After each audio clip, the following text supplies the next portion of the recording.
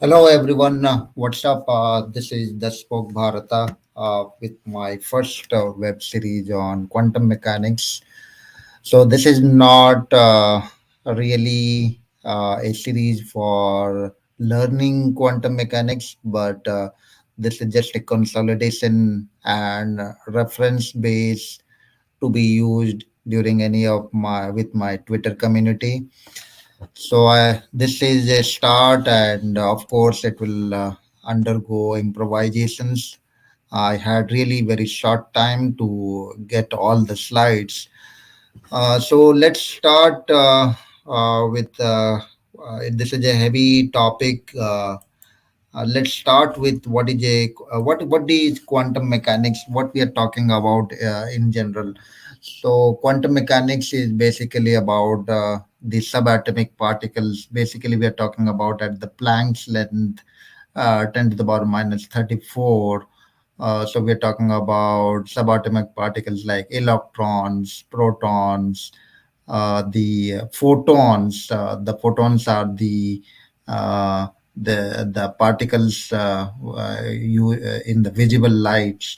The photons. So these constitute the subatomic particles, and the reason we are interested in quantum mechanics because they exhibit a very different reality than the so-called classical mechanics, which is about the large particles, which we call it Newtonians or Einstein's general theory of relativity. So we will see as we progress. Since this is the first web series, I really don't want to make it long, and I really want to cover as much as possible. So let's start with, as I said, quantum mechanics is about the subatomic particles, and they exhibit what are the behaviors, particularly they exhibit. For example, they exhibit a behavior called superposition.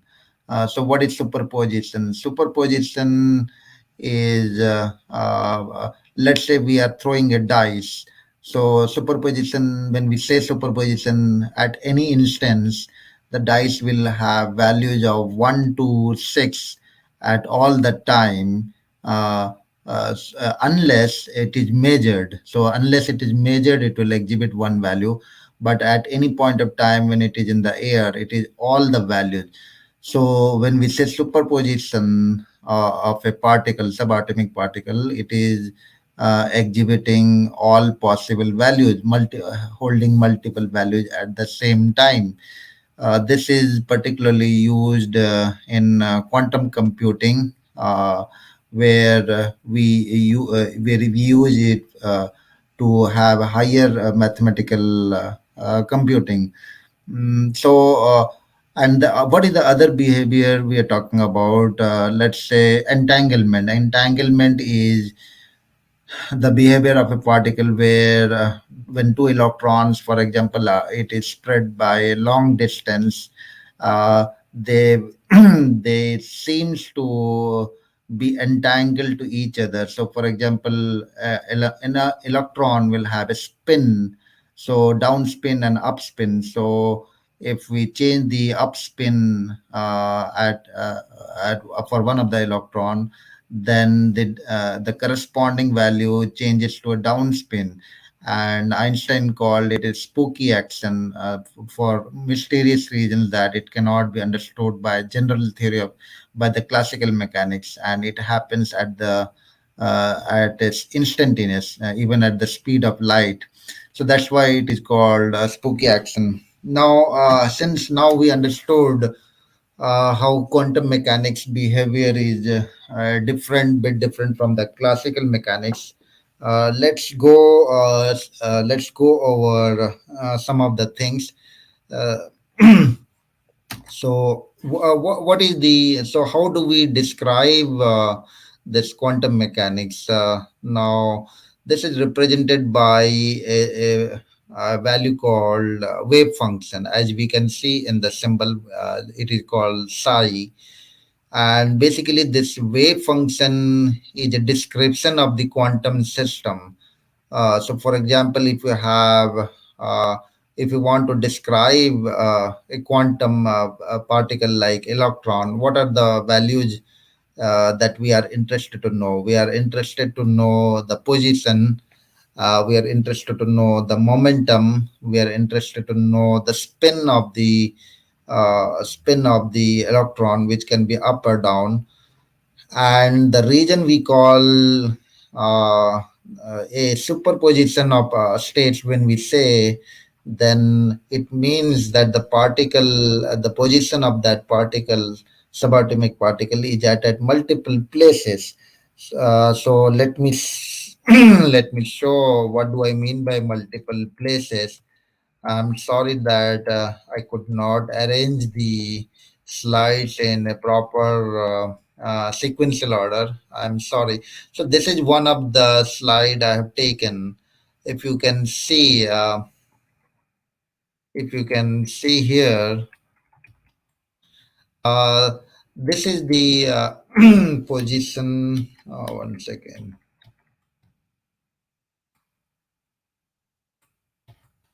Uh,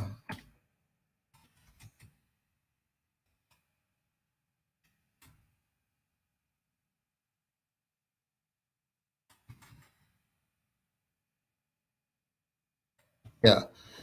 So when we say like in classical mechanics, we know uh, in classical mechanics we know that a particle will have a fixed position, right? We can exactly denote where it is. If we draw this x-axis and we draw that, it is at 100% probability that we will be able to locate this position of this particle. But in quantum mechanics, it's always in a wave. It is in a superposition of many states, so it will have a range of positions where it will be, since it is a wave function, it will be at any point, and this is denoted by the probability distribution of the particle. So that's why we say that it is in a many superposition of states.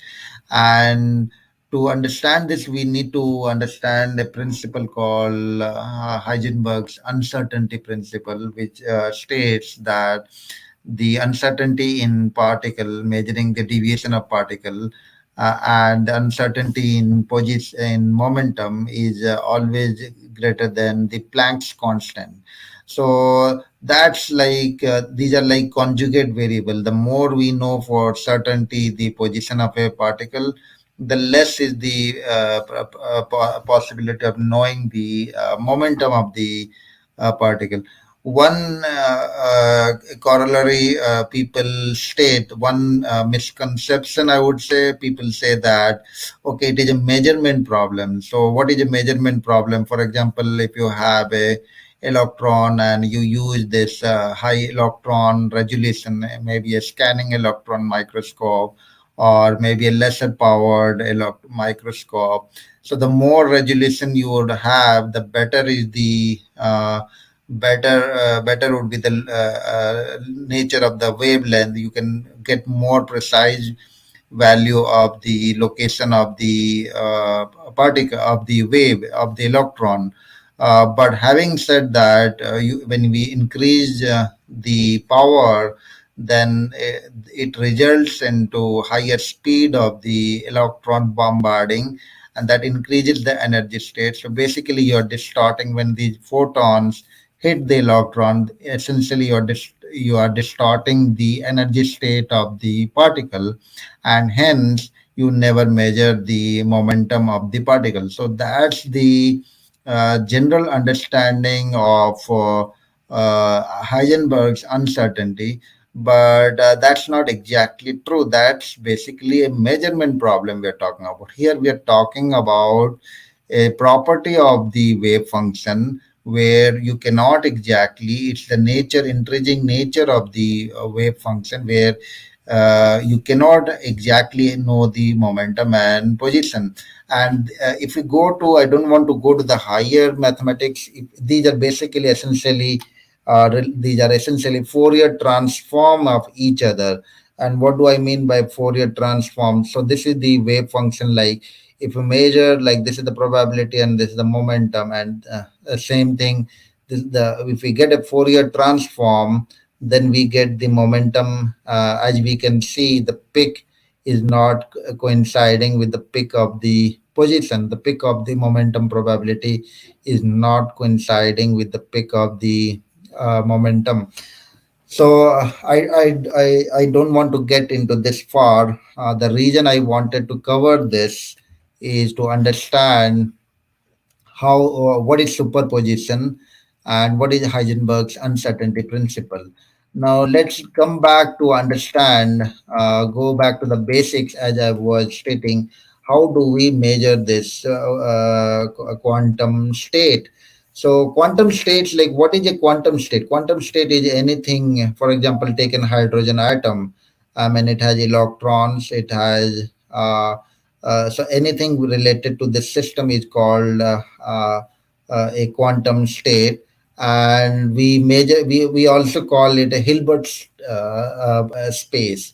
So basically, that's the domain under which all we measure the all the value system, like the momentum positions, the Hamiltonian energy. Hamiltonian is nothing but the total energy state of the quantum states.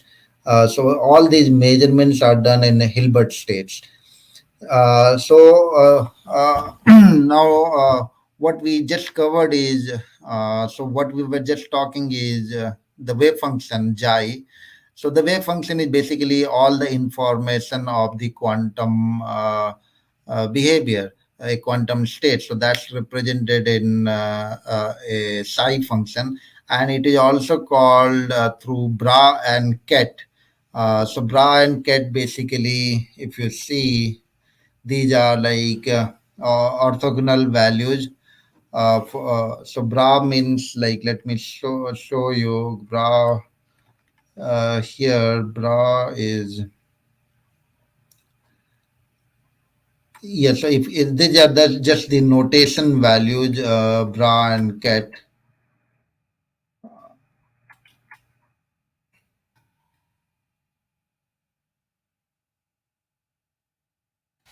So for a single, yeah. So these are just the no. If you can see, I think I am not sure if I covered it in my slide or not. So okay, so for so this is the, yeah, this is the this notation. If you see, the forward arrow is called the ket value, and the opposite, this is called the ket value, and the other one is called the bra value. This one is the bra value. So these are just notations of the psi value. We should not worry about at this point of time, but let's understand just at a higher level. Maybe in the subsequent web series we will cover more detail. As I will get more structured, we will cover it. Just to understand that we are talking about superposition. So when we talk about superposition, a particles, when we say that the psi of a wave function is root 3 by 2, these are the spin of the electron up and down. So what it means is the up has a probability of root 3 by 2, and the down has 1 by 2. And how do we get the final value? So at any point of time, it has more probability of a up spin than a down spin, which is just a half value. And the exact value can be found through a square of these two values, which is root 3 by 2 and half whole square. So that's how we get the probability. But the real value can be at exactly anywhere, and when we measure it, this wave function collapses, and that is the real value. So the real value can always be very different, but what we're trying to get an exact is nearby measurement of the wave function. So that's the superposition we do not. And these up and down are basically like These are vectors in abstract space. So as I said, in abstract space, this is the Hilbert space, and these are orthogonal values. Uh, so it can be represented as with 90-degree. The dot product is of these two will always be resulting a zero value. So this is what how it may look like. If up spin is having a 1/2 value and down spin having root 3 by 2 value. So what is the probabilistic value? So we can simply do a square of these two orthogonal values and we can get more likelihood. So basically it tells the likelihood that the wave function will collapse with that value, but the real value can anything be different, as I said, because it is a probabilistic value. Similarly, we can have three states as well. Right now we just showed electron spin in two values, two orthogonal values. We can have three values, but the concept will be the same. So like in now let's talk about another behavior which is called quantum entanglement. So what is quantum entanglement? Entanglement is the act of a quantum system where electron A and electron B, if taken far off, they exhibit the same behavior. They're entangled to each other. So if A is showing as an up spin, then the B will show a down spin. So that's the quantum entanglement. Uh, So it is basically these are dependent value. The probability of finding particle B in certain state changes after we interact with particle A by measuring the spin. So whenever the measurement is done at particle A, it impacts the measurement of the particle B and the system collapses. So the collapse is happening together. So that's why we measure this in terms of, let's say we have A and B. We say like the quantum entanglement system of A and B can be denoted by upspin of quantum A and upspin of quantum B plus B times upspin of quantum A and downspin of quantum B. So this is the total psi, the bra value for the entire entangled system, plus C times downspin of quantum A and upspin of quantum B, and similarly plus D of downspin of quantum A and down spin of quantum B. So that's the total psi bra value for the entire entangled systems. Now, this was described more effectively by Bell inequality, as we call it. That's he described through these values notations. Next, an uncertainty principle, we already described it. I will skip it. Next is what is meant by Schrodinger wave equation. So basically, Schrodinger wave equation is how do we measure the energy of a system? It simply denotes that the rate of change of time of a wave function is the Hamiltonian.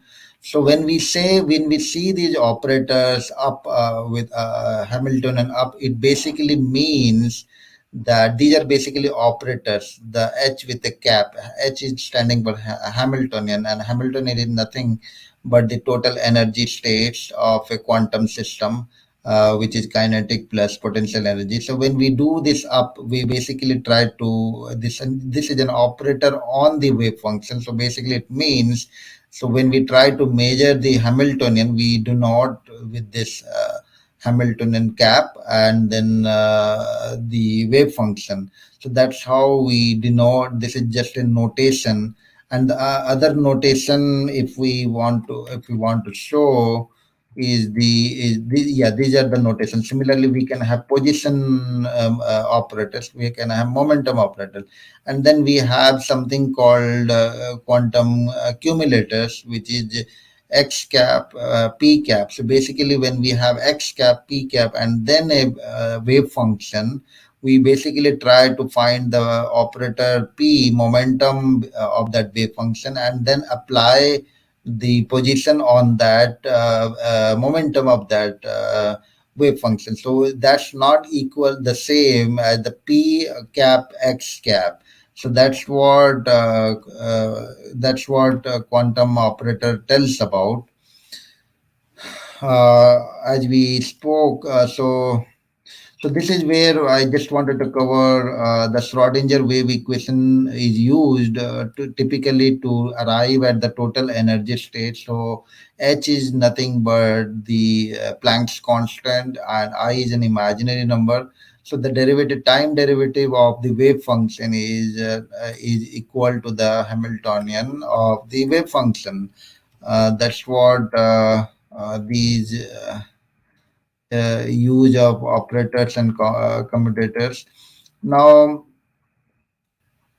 so we already spoke. I mean, I have placed these slides here and there. So we already spoke about superposition and how we said that a wave function, let's say there is a wave function for a particle which is moving left and right. So it is at any point of time, both described by left and right, which is also described by something called Schrodinger cat, where Schrodinger cat meaning it is dead or alive at any point of time. Unless you measure it, it is either dead or alive. So similarly, a particle can be left or right at any point of time. And any point of time, unless you measure it, you will find it either at left or it is either at right. So this is used effectively in quantum computing, where they call it qubit instead of a bit operation. They call it qubit operation, and you can use it for parallel computing for many of the life science problems where it requires huge computational ability. The only limitation is you need to maintain this coherence based out of entanglement and superposition at extremely low temperature.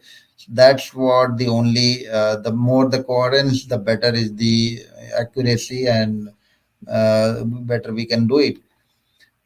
Now we want to talk a little bit about how we can use what is consciousness.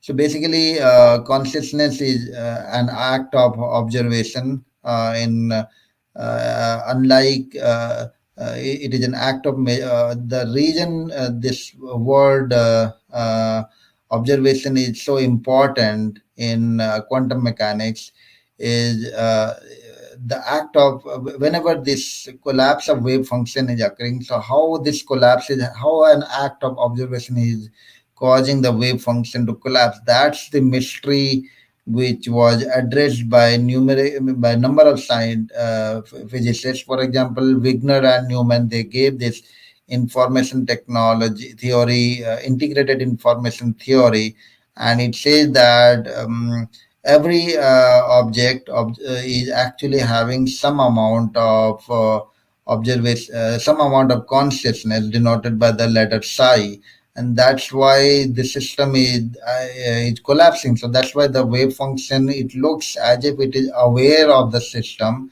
and it collapses when there is an observation is made. And this was more amplified. More amplified by the Nobel Prize winner Penrose when he, with Hamroff, he designed this experiment inside for the quantum effects of for the quantum effects of consciousness inside our human brain. And he said that quantum effects occurring in small microtubes, which are basically parts of this neurons. Mm, so it occurs at the microtubes, and the quantum vibrations effects at these level gives rise to consciousness. So that's the link. So that's the link. Now that we have arrived, that there is a link between quantum effects and consciousness. Now let's talk about little bit of double slit experiment. So in the double, what is this double slit experiment? So double slit experiment is whenever we have this act of measurement. So electrons by virtue is a wave, displays wave-like particles, which is basically a series of interference. Is basically a series of it displays a series of interference, contrast, and brightness. So that's how we come to know a wave particle. But when a single electron is fired, it simply collapses at the measurement device because at the fluorescence, so that because it is measured. But when a series of electron is fired, then they display a series of brightness and contrast. The reason being, these all gets into interference and they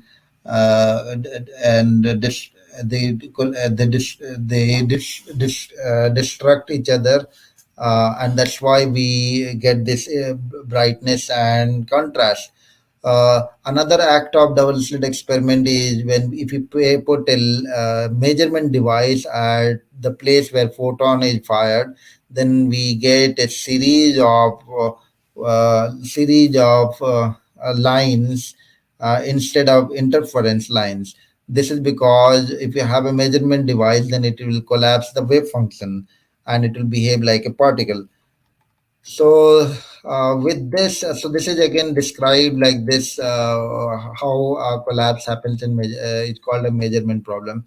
With this, I would like to, I wanted to really, it's already 27 minutes. I didn't want to make it a big one. Today was the first demo. I know I had to very quickly rush through, and the slides were really not very good. But since it is the first session, I really wanted to see how I can make it. And as I said, this is not really, if someone is looking for education, there are better materials in better knowledge sites. This is just for my reference in case I have to refer it at in our Twitter community. If I have to reference for quantum mechanics, this is what I refer by. This is what my understanding is, and it was a first series. I will continue to make further one, and you will have more elaborate sessions, more organized ones, and I would add a few other things. I will include the few of the other physics, including general theory relativity. I would include the Hawkins experiment. Uh, I would include the cosmos, the big bounds, how because all these quantum mechanics does part a role.